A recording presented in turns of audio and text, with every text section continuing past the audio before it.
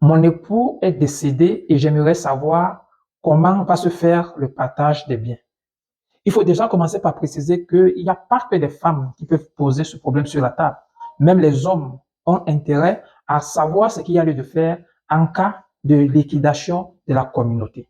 La question de la liquidation de la communauté est réglée par les articles 1400 et suivants du Code civil pour ce qui est du régime matrimonial et des articles 720 et suivants pour ce qui est de la succession. Au Cameroun, en l'absence de choix, déjà il faut le dire, le choix peut se faire soit par la rédaction d'un contrat de mariage, parce que le droit camerounais est d'inspiration française, ou encore entre le régime de la communauté des biens et le régime des biens séparés. Mais en l'absence de choix, le régime applicable est le régime de la communauté des biens réduit aux acquêts. Qu'est-ce que ça veut dire concrètement? Ça veut dire que les époux constituent comme ça une masse patrimoniale tout au long de leur mariage. J'aime avoir à le dire. Le mariage est une société. Et dans une société, l'investissement donne droit à des intérêts.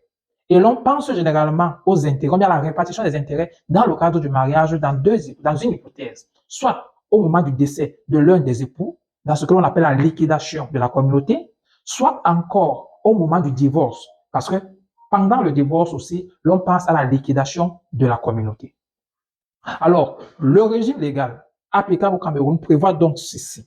En cas de divorce, le patrimoine constitué par les époux est simplement partagé 50-50 en cas de divorce. Maintenant, lorsqu'il s'agit plutôt du décès de l'un des époux, l'on divise d'abord le patrimoine constitué par les époux en deux. L'époux survivant prend d'abord ses 50% et a encore des intérêts dans les 50 autres pourcents de l'époux décédé. Il vient alors ainsi à concurrence avec les différents héritiers qui sont ses enfants, qui sont les collatéraux de l'époux décédé. Vous allez certainement me poser la question de savoir qu'est-ce qui rentre dans la communauté légale, qui est la communauté des biens réduits aux acquêts. Je vais simplement vous dire, déjà avant d'aller plus loin, j'aime avoir à le dire, les vidéos que nous proposons ne peuvent pas essentiellement répondre à toutes vos préoccupations.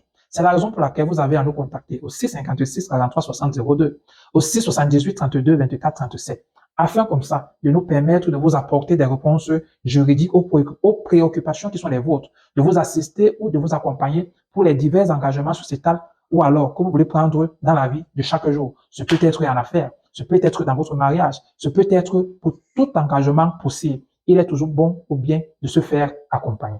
Alors, qu'est-ce qui rentre dans la communauté?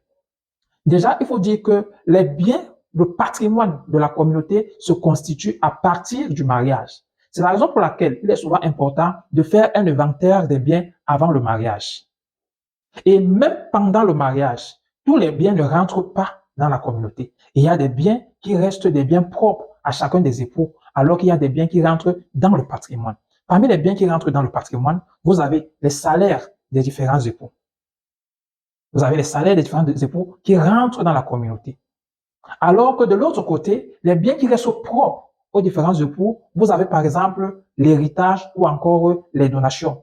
Les donations et l'héritage restent des biens propres. Sauf que un héritage que l'un des époux a reçu pendant le mariage, qui est un bien propre, une fois qu'il a vendu ce bien, les fruits de ce bien rentrent désormais dans la communauté. Voilà. Maintenant, une fois que la communauté ou alors le patrimoine de la communauté est constitué, il faut dire que la communauté est constituée de l'actif et du passif. Parce que les dettes aussi acquises pendant le mariage par les époux pour le mariage rentrent dans la communauté, rentrent parmi les avantages à partager. Il ne s'agit pas seulement des biens matériels qui sont là. Alors, nos vidéos n'ont pas vocation à être longues. Nos vidéos n'ont même pas comme ça vocation à répondre à toutes vos préoccupations. C'est la raison pour laquelle nous vous invitons à nous contacter au 656 43 60 02, au 678 32 24 37. Quelles que soient vos préoccupations d'ordre juridique, nous nous mettons à vos côtés. Nous vous assistons. Nos consultations juridiques sont payantes. 25 000 francs CFA l'heure, 15 000 francs CFA pour une demi, pour 30 minutes et 10 000 francs CFA pour un quart d'heure. En attendant, fructueuse semaine, bien des choses à vous, à chacun dans ce qu'il fait et où il se trouve.